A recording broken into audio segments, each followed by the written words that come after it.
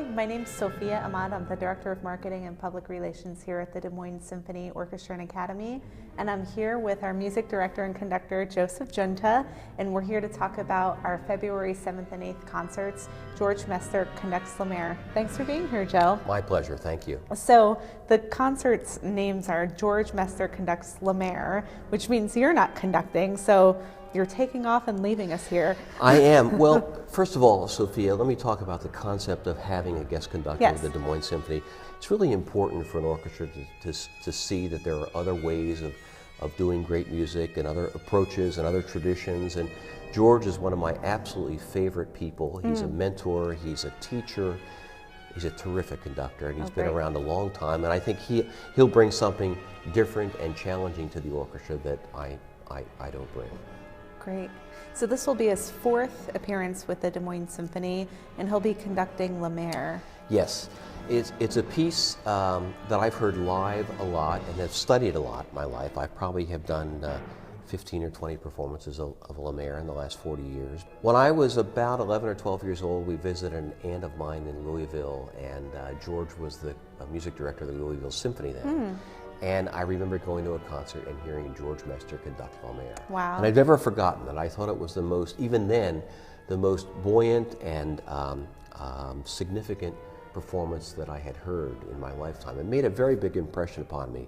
So I'm delighted now, many, many decades later, to have Maestro Mester here to conduct. La Mer, is one of these pieces, Sophia, that just defies tradition. There's nothing like it. It was a supreme achievement in Debussy's life, and even today sounds incredibly modern and new when we listen to it. Debussy never referred to the piece as a symphony, although it seems like a symphony. It seems long enough, and it's in 3 movements, but he referred to it as symphonic sketches. Well, the images, of course, is about the sea, and the sea in Debussy's mind was the Mediterranean Sea that he remembers from Cannes and from his vacations in Italy when he was a child. And the first movement really catches the calmness and the solitude of morning. It's called the From Dawn to Noon on the Sea, and it has sort of reflections of light, and you can just imagine. We've all experienced that in the sitting out in a boat in the morning or watching the sun come up. The very first initial stage of that. The second movement is he calls the play of the waves, and it's a scherzo.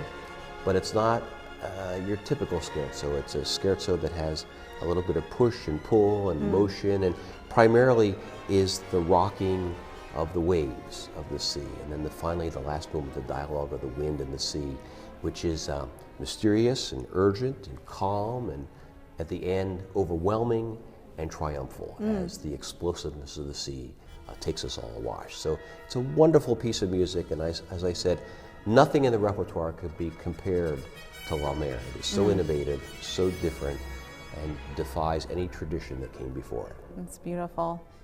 So the next piece on the program takes us to Russia. Yes, Mr. Mester will be conducting Robert Edward Tease in a work by Prokofiev, a wonderful neo-romantic composer, his first piano concerto. This piece is in 3 movements. It's a very typical Prokofiev piano concerto that has lots of different moods and traditional rhythm of Prokofiev that he loves, and I know people will really enjoy it. The last piece on the program is by Mendelssohn. It's the Scottish Symphony, and Mendelssohn had, as everyone knows, he was a great pianist as well as a composer. He had some great success in London, and then a friend of his said, let's go up into the North Country, and he got to Scotland and was quite impressed with the countryside, and said then that he was going to write a piece, but it took over 12 years, and he started writing it, had some trouble, decided to stop, and wrote a piece called The Hebrides, which was also inspired by Scotland. And 12 years later, this piece was born. Wow. So this program takes us on a little tour through Europe and Russia. It does. It's a lovely little tour that I think is, whether it's Prokofiev or Debussy or Mendelssohn, these are really 3 very definitive pieces of their style and of their time, and each one has its own story to tell, and I know it's going to be a very rewarding and enriching and exciting concert for the Des Moines Symphony audiences. Great.